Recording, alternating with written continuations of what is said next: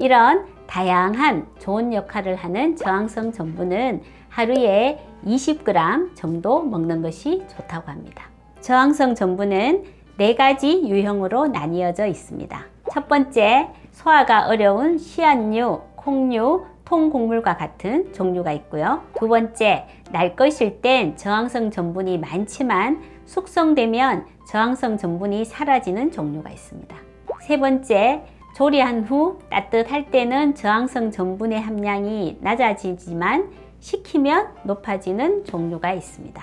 네 번째, 인위적인 화학 공정을 통해서 만들어지는 유형이 있어요. 그럼 하루에 20g이나 되는 저항성 전분을 어떻게 섭취하면 될까요?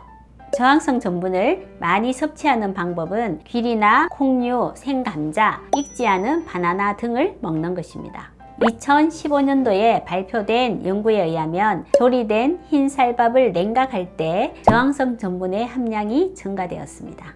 4도시에서 24시간 동안 냉각시킨 후 다시 가열하여 섭취하였을 때 새로 지은 흰 쌀밥을 섭취하는 것보다 저항성 전분의 함량이 증가하여 낮은 혈당 반응을 보였습니다.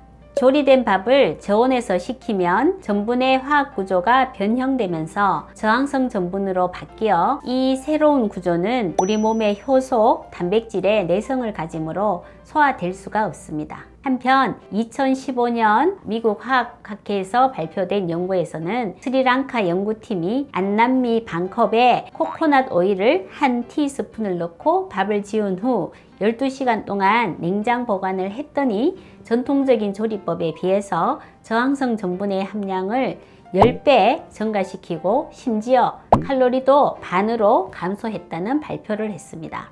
하지만 스리랑카 연구팀에서 쓴 쌀의 종류는 안남미인데요. 우리가 풀풀 날아다니고 맛이 없다고 하는 쌀의 종류입니다. 우리가 먹는 자포니카종은 찰지고 씹을수록 단맛도 많이 나는데요. 모 방송국에서 한 실험을 보면 우리가 먹는 쌀로 쌀밥을 지으면 전체 전분의 3 내지 5%만이 저항성 전분으로 되었고 코코넛류보다 콩기름을 섞어서 지은 밥이 식혔을 때 더 많이 저항성 전분으로 바뀌었습니다. 이 정도 수준이라면 사실 다이어트만 생각하신다면 냉장고에 식혔다가 재가열해서 먹는 밥 한 공기보다는 그냥 지은 밥의 한 공기에서 몇 숟갈을 드러내시는 게 더 나을 수도 있습니다. 하지만 저항성 전분의 섭취로 장내 환경이 개선되고 부티르산이 증가하여 좋은 효과를 낼 수 있으니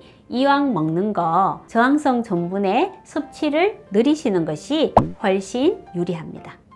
그럼 저항성 전분의 섭취를 늘릴 수 있는 방법을 알아볼까요? 첫 번째, 가장 이상적인 방법은 잡곡과 콩 등을 지속적으로 섭취하는 것입니다. 통째로 된 현미나 귀리, 콩 등을 먹는 것이죠. 밥을 지으신 후에 한 김 날려보내고 밀폐 용기에 넣은 후 냉장고에 6시간 이상 보관 후 식사를 하실 때 전자레인지에 데워 먹습니다. 이미 만들어진 저항성 전분은 160도씨를 넘어가지 않으면 다시 전분으로 바뀌지는 않습니다. 두 번째, 또 다른 저항성 전분을 섭취하는 방법 중에 하나가 감자 전분을 먹는 것입니다. 감자 전분은 약 72%가 저항성 전분입니다. 그런데 이 감자 전분은 열을 가하면 저항성 전분의 성질이 없어지기 때문에 뜨겁지 않은 요리에 전분 가루를 토핑으로 뿌려서 먹거나 쉐이크류에 섞어서 마시는 법을 고려해 볼 수 있습니다.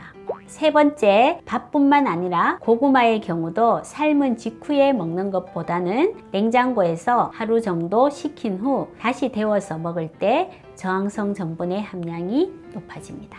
앞에서 우리가 저항성 전분의 다양한 유익한 작용을 보셨잖아요. 조리법만 살짝 바꿔서 같은 밥을 드시면서도 저항성 전분으로 인한 긍정적인 효과도 함께 보시는 것을 권해드립니다.